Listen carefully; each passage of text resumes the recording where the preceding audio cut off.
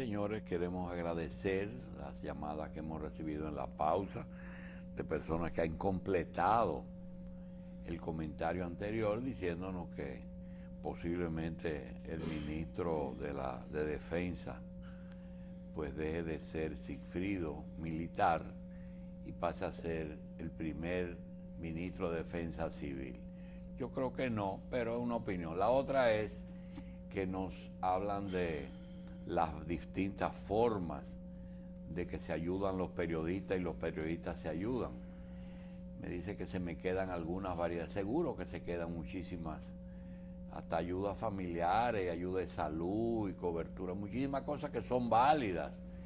Pero hay periodistas que han aceptado regresar al campo. Hacerse dueño de tierra, ¿verdad? Sí, hacerse le dan una parcela. Hacerse agricultores. Yo no sé por qué lo habían dejado originalmente. Y la otra es también el tema de los viajes a Fitur, es decir, irse a Berlín o a la Feria Internacional. A la puerta de Brandenburgo. Así. Y también a París, a Bruselas y a todos esos sitios que hay. Ahí en New Orleans hay a veces ferias y esas cosas que los ministros de turismo se llevan su séquito de periodistas que son muy válidos y ahí le lo ponen a hablar idiomas extraños. De forma que nos complace que nos hayan llamado para completarnos, pero hay muchas otras que las vamos a ir añadiendo aquí a la lista. Señores, cuando un caso va a la justicia, tanto a la justicia nacional como internacional, hay lo que se llama el conocimiento del, no digo del sometimiento, pero del conocimiento del caso. Si es legal, si no es legal, si es justo, si no es justo.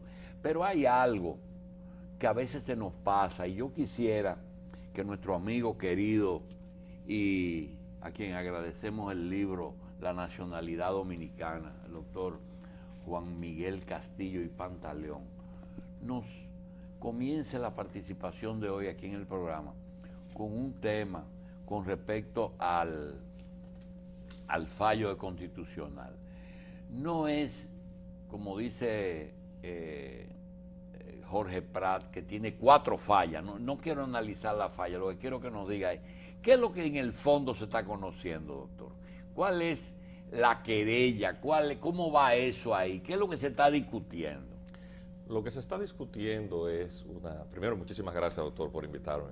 Lo primero que se está discutiendo, o único, porque realmente es una agenda con un único y gran punto, y que es el motivo real tras el cual todas estas iniciativas dentro del contexto interno y de las iniciativas ante jurisdicciones internacionales, intenta forzar una modificación en la estructura jurídica del Estado Dominicano o de la política, de las políticas de las instituciones públicas concernidas, para que República Dominicana absorba la mayor cantidad posible de habitantes de nacionalidad extranjera, dominicanizándolo, es decir, es que República Dominicana absorba la mayor cantidad posible. Ese es el origen de eso que estamos hablando. De eso es que se está hablando.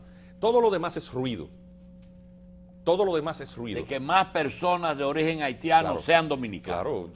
Por ejemplo, en uno de los periódicos de la mañana de hoy, incluso hasta cifras absolutamente artificiosas ya se avanzan. 480,000 dominicanos de ascendencia. Son perjudicados por ese fallo. Sí, lo cual es un absurdo, que no se sabe de dónde sale esa cifra, en otro dice 200. Es ruido porque el objetivo es eso. En eso se está hace años. Doctor, yo quiero traer a colación, que a lo mejor lo ha soslayado, se ha ocultado en el olvido, un aporte significativo que usted hizo desde el periódico La Nación, cuando Editora Cañabrava editaba ese periódico, ese tabloide. Fue el único medio dominicano, y eso quiero hacerle reconocimiento público a usted, que publicó íntegro el informe de la Comisión de Cooperación Económica del Parlamento Europeo, que rindió un informe de seguimiento a los programas de asistencia que desde la Unión Europea se realizan con donaciones de la Unión Europea en Haití y en República Dominicana. ¿Usted recuerda eso? Usted lo publicó a manera una separata. En el informe, el Parlamento Europeo tenía recomendado, luego de hacer un memorial... Anexo, eso fue una Eso hoja fue un informe para- que se presentó y que a pesar de que muchísimos medios lo conocían, el único medio que se atrevió a publicarlo íntegro fue usted. De eso fue en el año 1999. Exacto. Es decir, de eso hace 14 años. Y ver a la primera evidencia documental oficial que demostraba que ciertamente había un interés de resolver los problemas de Haití en República Dominicana. La conclusión final del informe, primero era un memorial de agravios, memorial de infuncionalidad de los programas de asistencia, de donaciones de los fondos de la Unión Europea en Haití, en donde o se robaban el dinero, los programas, a final de cuentas no funcionaba nada. Y la segunda parte del informe era cómo estaban funcionando los programas que tenían esas asistencias económicas del lado dominicano. De este lado muy bien, de aquel lado muy mal. La recomendación final de la comisión, recuerdo incluso que quien la presidiera una española, Paca Sauquillo, una eurodiputada española, que vino para la toma de posesión del presidente Mejía en el año 2000, yo llegué a conocerla personalmente, era promover la identificación de un liderazgo del lado haitiano que de alguna manera dirigiera su activismo del lado dominicano a que la mayor cantidad posible de haitianos se dominicanizaran. Y al mismo tiempo promover un marco jurídico apropiado en España para que la mayor cantidad posible de dominicanos emigraran hacia España. Eso está por escrito. Parece una cosa alucinante, pero era un informe oficial del Parlamento Europeo. Era una comisión de eurodiputados que vinieron. Doctor, haciendo un paréntesis dentro del reconocimiento de la publicación, yo quiero decir algo porque con la edad uno se le olvidan las cosas y la televisión no es escrita. Quiero decirle que el principal monopolio de prensa que hay ahora mismo no es el que tiene Corripio. El principal monopolio de prensa lo tuvimos nosotros cuando junto con el Ramón Báez Figueroa teníamos El Siglo, El Listín, La Nación, Última Hora, El Expreso y El Nacional. Pero había una diferencia. Nunca los dueños se metieron en lo que se publicaba ahí. Entonces, quiero decirlo porque después se me olvida. Lo mismo ocurre con unas expresiones que hay ahora, que quisiera usted no hable, de que, ¿qué tiene que ver la Corte Internacional de los Derechos Humanos con el caso que nos ocupa? Si realmente eso es un organismo reconocido. Mira, en primer lugar, la Corte Interamericana de Derechos Humanos es como foro jurisdiccional, nunca fue reconocido. Pero tiene que ver con lo que yo publiqué. Lo que pasa es parte. Recordemos que en el año 1999 empezaron, a partir de una comunicación que el presidente Leonel Fernández, que cumplía su primer mandato, dirigió a la Corte Interamericana reconociendo la cosa, sujetando a la República Dominicana a esa jurisdicción. De acuerdo a la Constitución Dominicana, siempre la Constitución Dominicana, la vigente para esa época, que era la reforma constitucional del año 1994, como la reforma posterior del 2002, como la vigente del 2010, reivindican al Congreso Nacional la atribución de la ratificación de convenios y compromisos internacionales. Es decir, el presidente de la República representa al Estado, pero cualquier compromiso que comprometa al Estado tiene que ser refrendado por el Congreso. Es una atribución congresual absoluta. Yo incluso le traje a usted una copia de una certificación expedida por el Senado de la República. En el Congreso Nacional se ha dado constancia a través de la Secretaría del Senado de la República de que el instrumento de reconocimiento de la competencia de la Corte hecho por el presidente Leonel Fernández nunca fue remitido al Congreso Nacional. Entonces a eso no hay que buscarle ya segundas interpretaciones, no hay nada que valga. Es decir, hasta un lego, hasta alguien que nunca ha oído hablar de la palabra derecho sabe que lo que es contrario a la Constitución o ajeno a ella sencillamente ¿Hay algún no tiene otro validez. país que haya renunciado o no se haya inscrito? Es que nosotros no hemos reconocido oficialmente. Entonces, ¿qué ocurre? Que República Dominicana siempre ha estado a expensas de sus debilidades institucionales. Increíblemente, esto que he señalado nunca ha sido planteado formalmente por la Cancillería Dominicana y nos hemos sentado en el banquillo de los acusados y ya condenados 3 veces. Y seguiremos siendo por un foro que de acuerdo a al derecho interno no es reconocido. Ahora bien, ¿qué establece la legislación internacional? Es decir, el derecho internacional público sobre formas legítimas de reconocimiento de compromiso. Entonces, el texto fundamental que habría de considerar, ya está claro que de acuerdo al derecho interno, no. En la Convención de Viena de Derecho de los Tratados, Machi. ¿Qué dice? Yo estoy más enfocado en establecer que el caso nuestro no es el único. Pero con la situación particular de comparecer sin reconocerlo es única. Ah, sí, eso sí. Que es una muestra del absurdo. Es decir, República Dominicana ha aceptado sentarse ante un foro que de acuerdo a su propia constitución no ha reconocido de manera formal. Pero eso ni siquiera ha sido planteado como un medio de defensa, que es lo penoso. Y esos organismos tienen que haber alguna resolución reconociéndolo. Tiene que haber una resolución del Congreso Nacional. Porque a lo mejor ahí no hay la ninguna resolución que reconoce las Naciones Unidas. No, porque es que la Convención de Viena sobre Derecho de los Tratados establece que los instrumentos de ratificación son aquellos que se encuentran definidos dentro del estatuto del derecho interno del país. Vale decir lo que diga la Constitución, es decir, no puede ser, y ya hay 2 precedentes, atención. Cuando se produjo la primera condena de la Corte Interamericana de Derechos Humanos, que es el caso Yan y Bosico, posteriormente en la Cancillería suscribieron un memorial de entendimiento, llamaron la creación de un comité de impulso para darle cumplimiento a eso, y lo suscribió un vicecanciller. Eso fue demandado, fue accionado en inconstitucionalidad.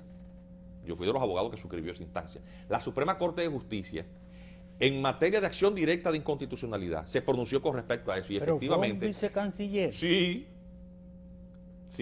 O sea, fue el canciller, no, hombre. El documento, quien lo firma, quien lo suscribe, es un vicecanciller, Miguel Pichardo Oliver.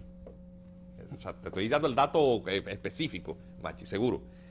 Y la Suprema Corte de Justicia declaró no conforme con la Constitución, o sea, inconstitucional, este documento emanado por la Cancillería y suscrito con funcionarios de la Comisión Interamericana de Derechos Humanos, de cumplimiento parcial de una sentencia. ¿Por qué? Porque era contrario a la Constitución. El tema, atención, está pendiente incluso de fallo, porque ese instrumento de reconocimiento inconstitucional, que fue una simple carta que envió el presidente Leonel Fernández en el año 99 a la Corte, fue accionado en inconstitucionalidad. Y la Suprema Corte de Justicia anterior no tuvo la responsabilidad de pronunciarse con respecto a eso. Eso está pendiente de fallo. Yo le traje incluso una copia fotostática de esa acción de inconstitucionalidad. Tiene su sello de recibido. En la parte 19 inferior de febrero del 99. del 99. Desde esa época está eso pendiente. Y los del fallo. recurrentes fueron muchos, doctor. Yo estoy ahí, muchísimos abogados Sí. también. Juan Manuel Rosario, Pelegrín Castillo, Pedro Manuel Casal, Juan Miguel Castillo Pantaleón, Mario Bonetti, Leila Roldán, Nelly María del Orbe, mucha gente. Mucha gente. Ese expediente, esa instancia, fue de las que heredó el bisoño, el nuevo Tribunal Constitucional. Atención, el país está siendo juzgado, como va a seguir siendo juzgado y seguro condenado en esa jurisdicción. Y el curso, de seguir las cosas como van, hay un curso de colisión.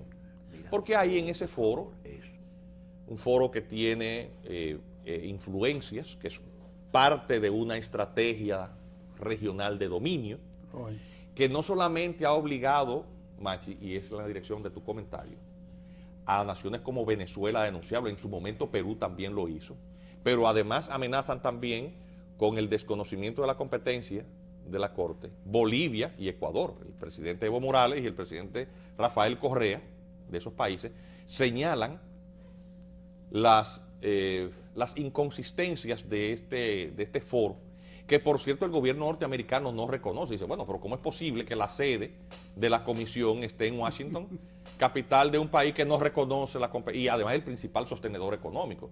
Entonces, gran parte del activismo que se desarrolla ahí es parte de esta agenda que tiene como propósito fundamental lograr que República Dominicana sea doblegada desde el punto de vista jurídico, porque esa es la principal y más eficiente frontera que tiene República Dominicana, la frontera jurídica, para absorber la mayor cantidad posible de población haitiana, habida cuenta de que el Estado haitiano es un Estado fallido y lógicamente es preferible que el problema se diluya en República Dominicana, entienden ellos, y no que el problema, que es un desafío continental, pues obligue a estas naciones a emplear más recursos, un esfuerzo de más largo aliento, porque lo cierto es que después del terremoto también se ha visto lo que ha pasado con las ayudas internacionales. De hecho, la esposa del presidente actual y su hijo tienen un proceso por el desvío, que de eso no se ha hablado en este país, de la pérdida de 40 millones de dólares de un hospital que nunca se construyó, de esos fondos de ayuda, y el juez de instrucción que estaba realizando la investigación,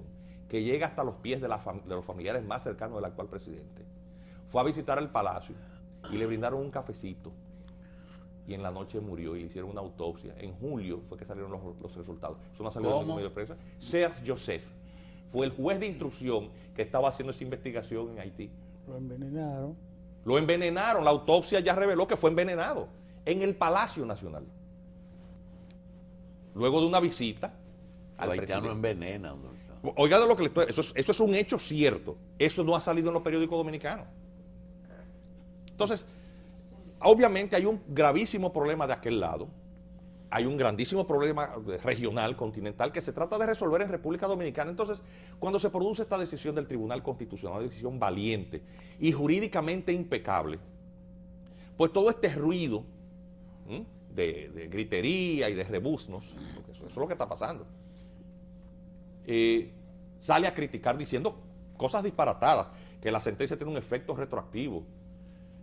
Una sentencia en esa materia no tiene un efecto constitutivo, sino declarativo. Eso lo sabe un estudiante de Derecho. Efecto declarativo, constitutivo de la sentencia depende de la materia que sea. Por ejemplo, cuando usted lleva una demanda en determinación de filiación, usted quiere averiguar quién es su papá, y le mandan a hacer una prueba ADN, y se demuestra que sí, esa persona ¿Es retroactivo? No es retroactiva, es declarativa. Siempre fue hijo de la persona. Siempre fue hijo de la persona. Lo que hace la sentencia se demostró. Es sencillamente confirmar un estatus de derecho que siempre tuvo. Cuando hay una sentencia constitutiva es cuando se crea se pronuncia una situación jurídica que a partir de ahí tiene efectos hacia lo adelante. Por ejemplo, una adjudicación de un inmueble. Cuando le adjudican un inmueble en una sentencia que dice, esa persona no se le declara dueño de eso desde antes, sino a partir de ahí es dueño. Sí. Cuando una sentencia en materia de nacionalidad determina que usted no tiene derecho a la nacionalidad por nacimiento, la sentencia no tiene un efecto constitutivo, tiene un efecto declarativo. Usted nunca fue nacional. Punto. O sea, eso lo sabe hasta un estudiante de Derecho. Pero cuando una persona dice, eso tiene un efecto retroactivo, no sabe ni lo que está diciendo. No tiene sentido. Las cosas que se dicen que no son abogados, y lo oye uno. El efecto retroactivo. ¿Cómo es posible que... ya usted acaba de contestar. Segundo, el asunto es de que ponen en tela de juicio todos los nacionales extranjeros que llegaron a determinada época. Sí, mire, el planteamiento es que la sentencia que Peña Gómez, entonces, de acuerdo a esa sentencia, perjudica a una cantidad de gente. En primer lugar, porque hay dos argumentos ahí, que perjudicó a la peticionaria en el caso particular y perjudica al colectivo. Atención, con respecto al particular, una persona que solicitó que le entregaran su acta de nacimiento, que no se le entregaban por estar suspendida, por tener una irregularidad jurídica, una cuestión de constitucionalidad, no, fue inscrita como dominicana sin serlo, es una violación constitucional, no le entregaban el acta, le pide a un tribunal en amparo que se le entreguen, y el constitucional dice, aunque es nula, entréguensela. ¿Cómo salió la persona? ¿Mejor o peor? Salió mejor, porque si tú lo que estabas reclamando era que te entregaran tu acta y el constitucional dice entreguen el acta, ¿cómo salió? ¿Mejor o peor? Cuando yo escucho gente, a quien le tengo cierto respeto, decir, no, salió peor, pero la acción lo que perseguía originalmente era que le entregaran el acta y la sentencia ordena que le entreguen el acta. Atención, a ella y a cualquier otra persona que se encuentre en similar situación. Entonces le viene la segunda parte. ¿Es esta sentencia por sus efectos extensivos un exceso? Cuando el Tribunal Constitucional, que dentro de sus funciones tiene no solamente ser guardián de la Constitución, sino ser un mecanismo de tutela judicial efectiva de derechos fundamentales en el país. Y dispone una orden a los poderes públicos en el sentido de cumplir con una obligación, que es el de dotar de documentos de identidad, como extranjero o como nacional. La persona tiene que tener una prueba documentaria de su existencia física, que es la partida de nacimiento. La partida de nacimiento no atribuye por sí sola la nacionalidad dominicana. Atención. Puede ser un instrumento para la determinación de la misma, pero no la determina. Y le dice a toda persona en similar situación, está violando las atribuciones que le confiere la Constitución y la ley orgánica. No, está haciendo exactamente lo que le manda hacer. Luego, no ha hecho nada contrario a la ley. Y en segundo lugar, ¿es beneficioso para la vigencia y tutela efectiva de los derechos fundamentales en el país? Sí, por eso debíamos estarlo celebrando. Y en cuarto lugar, que es una cosa que no entiendo, está el tema de la vinculatoriedad, que es como se le llama, al tema de la sujeción del Estado Dominicano a esas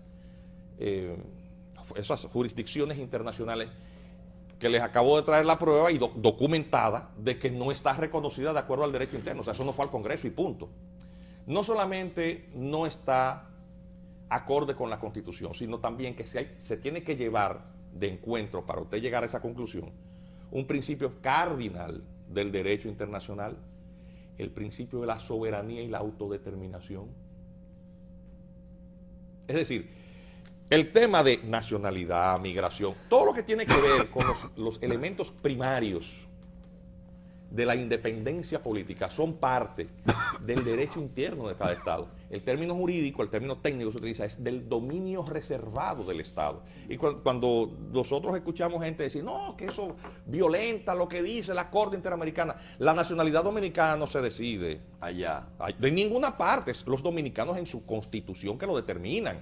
Entonces, para llegar a esa aberrante interpretación hay que llevarse de encuentro toda esa materia. Doctor Castillo, esa sentencia es constitucional dentro del marco de la Constitución Dominicana. Pero claro. ¿Ah? Claro. Con la reforma constitucional del año 2000, a ver, vamos un poquito todavía a fortalecer aún más con el siguiente antecedente. En el año 1994 se introdujo la figura de la acción directa de inconstitucionalidad, lo que le llaman el control concentrado de la constitucionalidad, cuando se le atribuyó a la Suprema Corte de Justicia, que tenía funciones exclusivas de Corte de Casación, la función de conocer de acciones directas. Antes de esa modificación constitucional, todo el mecanismo de control constitucional era difuso, es decir, usted podía plantear a manera de incidente en cualquier litis una situación de posible inconstitucionalidad de la ley invocada o de la interpretación de la misma a propósito de un caso particular. Todos los jueces, por lo tanto, son jueces constitucionales. Eso le llaman el control difuso. En el año 1994 se volvió a introducir, porque habíamos tenido en los años 20 una breve experiencia con el control concentrado, y de nuevo se le atribuye esto a la Suprema Corte de Justicia, la atribución de conocer de la inconstitucionalidad de leyes. Pues bien, en materia constitucional, en el año 2005, le fue sometida una acción de inconstitucionalidad contra la Ley General de Migración. Esa acción perseguía que la Suprema Corte, en atribuciones de Tribunal Constitucional, declarara la Ley 285 inconstitucional, porque la misma, al establecer las categorías migratorias, residentes y no residentes, aclara que los no residentes, que son una cantidad de subcategorías, son, para los términos constitucionales, todos ellos personas en tránsito. Entonces, el tema del tránsito es la especificación que veda el derecho a la nacionalidad dominicana por nacimiento en el artículo 11 de la anterior Constitución. Entonces le dicen, bueno, como esta ley dice que todas estas categorías son personas en tránsito, la ley es inconstitucional. La ley es inconstitucional porque era contraria a la Constitución. La Constitución no hacía distinciones y por lo tanto el legislador no puede hacerla. Ese es el constructo de la acción. Cuando se sometió esa acción de constitucionalidad, un grupo de ciudadanos suscribieron una instancia en intervención directa ante la Suprema Corte de Justicia, brindándole una serie de argumentaciones sobre cómo, contrario a lo que decían los accionantes, la ley era perfectamente constitucional, porque efectivamente la función del legislador es legislar. Y por lo tanto, toda aquella materia que puede ser objeto de legislación es parte de su competencia de atribución. Y así como el legislador podía hacer una ley, podía hacer una aclaración de lo que significaba esa ley, en caso de cualquier duda. Y efectivamente la Suprema Corte de Justicia reivindicó una gran parte de estos argumentos que los intervinientes voluntarios, ese escrito lo hice yo, o sea, sé de lo que te estoy hablando por experiencia, dijo, eso es perfectamente constitucional. Efectivamente el legislador no está haciendo otra cosa que cumplir su función. Y el concepto tránsito, persona en tránsito, es que no le corresponde a ninguna persona que no sea residente legal, incluyendo los hijos de ilegales. Es decir, la interpretación sobre alcance constitucional del alcance del término tránsito fue definida por la Suprema Corte de Justicia. No hizo otra cosa más que repetir toda la jurisprudencia anterior, pero en materia de casación, sobre la interpretación y alcance de la palabra tránsito. Es decir, es una línea de interpretación que ha sido siempre la misma. En el año 2010 se modifica la Constitución y se crea un nuevo órgano de control jurisdiccional de la constitucionalidad y le sustraen el control concentrado de la Suprema, de la Constitución, y se lo pasan a un nuevo organismo que se llama Tribunal Constitucional de la República Dominicana. Entonces, para allá de nuevo, le atribuyen varias funciones, no solamente la de conocer de las acciones directas, sino también todas las sentencias, los recursos contra todas las sentencias en materia de amparo, que tiene un carácter de derecho fundamental, de los amparos de cumplimiento, de los amparos ordinarios, de las leyes sobre el libre acceso a la información. Es decir, hay una cantidad de amparos, los habeas data, cuyos recursos son conocidos por esa instancia. Pues bien, el Tribunal Constitucional conoce de un recurso de revisión contra una de esas sentencias de amparo en el que lo que se está discutiendo es lo mismo acerca de lo cual ya existía una interpretación constitucional. El tribunal no hace otra cosa más que, primero, hacer lo que la Constitución le dice. La Constitución tiene un aclarando que los casos ya decididos en materia de constitucionalidad por la anterior Suprema Corte de Justicia no pueden volver a ser revisados. Es decir, la interpretación de la palabra tránsito ya había sido establecida y la Constitución establece que lo que había, y lógicamente para establecer un principio de seguridad jurídica, lo que había sido ya interpretado no puede volver a interpretarse de nuevo. Y repiten una decisión llena de jurisprudencia, de doctrina, de derecho comparado, como la interpretación no solamente de la palabra tránsito, como persona no residente legal, incluyendo los hijos de ilegales, no solamente es consona con el derecho interno y toda la jurisprudencia interna, sino también es una interpretación de justicia y de sentido común, que es la misma que hacen muchísimos otros países que tienen problemas migratorios y que lógicamente no pueden comprometer la identidad nacional absorbiendo una cantidad de pobladores o su descendencia que no es propiamente originaria de ese país, porque también el tema de las fracturas nacionales puede balcanizar cualquier sociedad. Entonces, esa decisión, como no se puede analizar, porque si la analizas no tienes para dónde coger, ¿de qué ha sido objeto? Bueno, pues es una campaña de desinformación. Y fíjese que todo lo que se ha hecho durante la semana pasada fue desinformar, atribuirle a la sentencia lo que no dice. Es decir, no leamos la sentencia dice tal cosa, y el debate gira alrededor de lo que dice usted, ¿qué dice la sentencia? La sentencia no dice nada de lo que han indicado.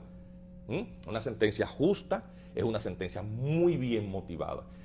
Pero ¿qué pasa también? Como fue la última palabra en materia constitucional, doctor, ya no hay para dónde coger. Es un hecho consumado. Doctor, como ya no hay para dónde coger, ¿qué opciones le da esa sentencia a los hijos de ilegales haitianos en la República Dominicana? Tomando el ejemplo de la señora Pierre, que hay que buscar una solución humana. Esa señora no tiene documentos, tiene 4 hijos, hay que buscarle una opción también. Mira, una de las cosas más valientes que tiene Gracie esa sentencia es que recrimina al Estado. Si realmente la intención de estas ONGs y sus cajas de resonancia y sus bocinas es luchar por los derechos de los haitianos, de los inmigrantes haitianos y sus descendientes, debían estar celebrando esa sentencia como una misa de salud. ¿Por qué? ¿Por qué? Porque la Ley 285 sobre migración establece en un artículo, el 151, el mecanismo para el manejo humano dentro de lo legal de un drama producto del descuido y la irresponsabilidad de los gobiernos que nos han mal dirigido en esa materia durante décadas. Es el manejo de esta población migrante irregular que o penetra la frontera o penetrando legalmente viola las condiciones de su admisión, por ejemplo, jornaleros temporeros, que de acuerdo a la ley, luego de que el trabajo estacional termina, debían retornar a su país, se quedan. Fomentan familia. Los que casan con dominicanos no es problema, porque son dominicanos por jus Pero sanguinis. contestando eso, doctor, y esa ley, perdóneme. sí. La pregunta de Gracie puede ser la respuesta de Machi, que dice, vamos a tratar eso individualmente cada caso. Es que lo dice la ley, atención. Ese artículo 151 de esa ley dice, esa situación de hecho debe hacerse un plan nacional de regularización. Es decir, hay que abordar ese problema humano desde el punto de vista legal. Y entonces, de acuerdo a la ley, eso debía haberse hecho en un plazo de 90 días. Esa ley del 2004.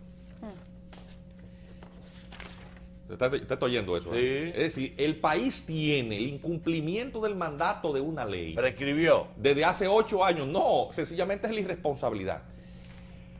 Por una larga gestión del Ministerio de Interior y Policía en el gobierno del presidente Fernández, eso ni se tocó. Cuando estaba en el tramo final, el gobierno de Leonel Fernández cambió la administración, la dirección de migración.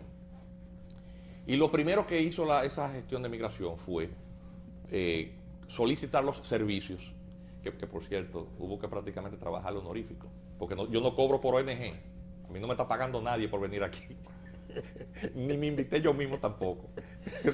Ese tipo de cosas es bueno decirlas. Sí, que se sepa. Sí, que se sepa. Y el tribunal no tiene cuarto. No. Y entonces, ¿qué hizo el director de migración? Agarró al doctor Juan Manuel Rosario, que es el redactor principal de la ley de migración, a José Miguel Vázquez, que era consultor jurídico de la Junta para esa época y es un especialista en materia de actos del Estado Civil, y a nosotros, porque somos un especialista en materia de derechos fundamentales, que es nuestra área especializada. Yo soy doctor en derechos fundamentales por la Universidad Complutense, es decir, esa es mi especialidad académica. Y entonces ambos, el doctor Vázquez y yo, habíamos colaborado con el doctor Juan Manuel Rosario cuando se estaba haciendo la ley de migración y conocíamos muy bien eso. Entonces nos dice, no hay reglamento de la ley, nos dice el director de migración, y no hay cuarto para pagarle. Y hubo que acordar un precio que uno no lo puede repetir para uno no devaluarse en el mercado profesional. Sí. Pero era la colaboración que los dominicanos debíamos de brindarle al Estado. Porque para usted hacer patria, usted no tiene que cobrar un sueldo de la administración pública. Y eso es una cuestión que uno lo hace como religión, como parte de la vocación cívica. Y no somos de ninguna participación cívica, ¿verdad? El punto es que hicimos el proyecto de reglamento de aplicación de la ley, que también estaba pendiente, y ese es el decreto 631-11. Y luego que el presidente promulgó eso, entonces nos encargó el Plan Nacional de Regularización. Ese Plan Nacional de Regularización es el que da el abordaje a ese tipo de situaciones. Y plantea, obviamente, no quiero con esto comprometer la discreción, porque yo hice un trabajo técnico profesional junto con estos destacadísimos especialistas, y se lo entregamos al director de migración, y a su vez este se lo llevó al presidente de la República. Los detalles debían de darlos ellos, pero les puedo decir a ustedes que es el plan más humano que existe. De aplicarse esto, de promulgarse esto sin una modificación sustancial de lo que nosotros propusimos como técnicos, se van a quedar sin discurso. ¿Por qué? Porque lo que se plantea es, para este tipo de casos de personas que tienen 30, 40 años aquí, es la legalización en la categoría migratoria correspondiente, es decir, en condición de residente, de mucha de esa gente. En algunos casos, aquellos que califiquen con un efecto absorbente, vale decir que si usted es residente legal, el efecto de absorción dominicanizaría su descendencia. Bien. Y en otros casos, pues la residencia con un proyecto de ley complementario que es la modificación de la ley 1683 de naturalización para que se dominicanicen de acuerdo al mecanismo de ley. Para ser humanos no hay que violar la ley. Nosotros tenemos que debilitar el Estado de Derecho para ser solidarios. El pánico, no va a haber deportaciones. Por supuesto que no, todo eso es. No, porque leía que el canciller haitiano decía que esa gente no iban a ingresar a Haití porque no son haitianos. Porque no eran haitianos. Bueno, tendrán que violar la constitución de ellos que establece el jus sanguinis. Bien, gracias doctor. Siempre doctor Juan Miguel González Castillo Pantaleón, gracias por estar con nosotros. Y a ustedes los invitamos a las 5:30 de la tarde, a la tarde online por Carivisión y a la repetición de la revista esta noche a las 8 de la noche en Carivisión.